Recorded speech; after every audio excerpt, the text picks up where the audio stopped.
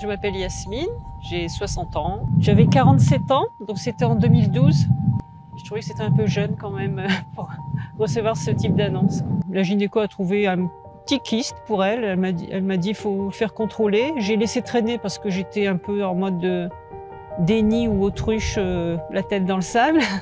J'ai attendu, puis après j'ai dit bon allez Yasmine, il faut y aller. Et puis voilà, j'ai fait les examens et puis il s'est avéré que c'était pas bon du tout, quoi. Ma première réaction, ça a été comme une enclume sur la tête, comme un cataclysme. Je me suis dit, c'est pas possible qu'il m'arrive ça à moi, ça peut arriver qu'aux autres en fait. Et là, j'ai ressenti de la peur et de la colère. Je me dis, j'ai vraiment pas de chance que ça m'arrive et j'ai eu peur, oui. Il a fallu attendre quelques temps que les médecins se réunissent et pour m'annoncer à quelle sauce j'allais être mangée en fait.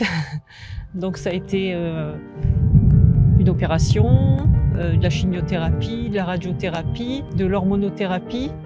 Et on vous annonce ça, mais ce sont des mots barbares, vous ne comprenez pas en fait.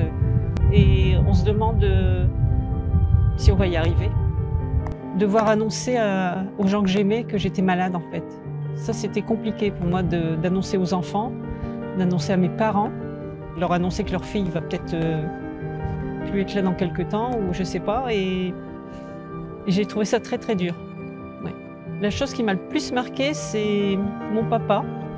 Quand je l'ai appelé pour sa fête des pères, la première année, il m'a dit, j'ai dit je te souhaite une bonne fête papa. Il m'a dit le plus beau cadeau que tu puisses me faire, c'est de guérir.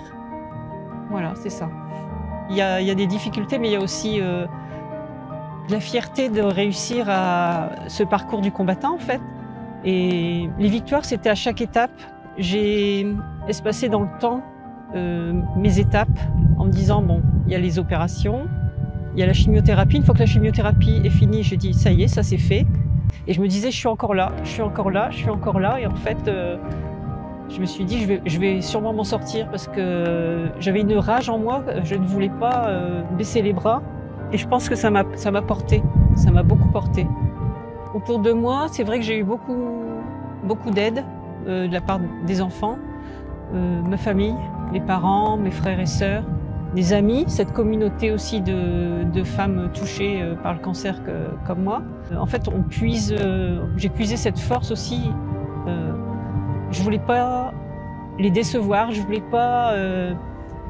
leur montrer que j'étais forte et que j'allais m'en sortir. Et c'est la bienveillance qu'il y avait autour de moi qui m'a portée aussi. Pour ne pas être seule justement face à cette maladie que je connaissais pas, j'ai commencé à regarder sur internet des forums. J'ai trouvé un forum qui avait l'air sympa avec d'autres filles qui avaient la même chose que moi, d'autres femmes.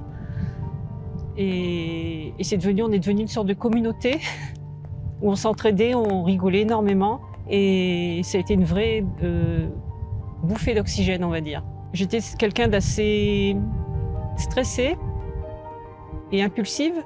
Et après, en fait, ça m'a remis un peu les pendules à l'heure. Je me suis posée, je me suis stabilisée et je m'en fichais en fait des trucs qui m'embêtaient avant. Je me disais mais c'est pas important en fait.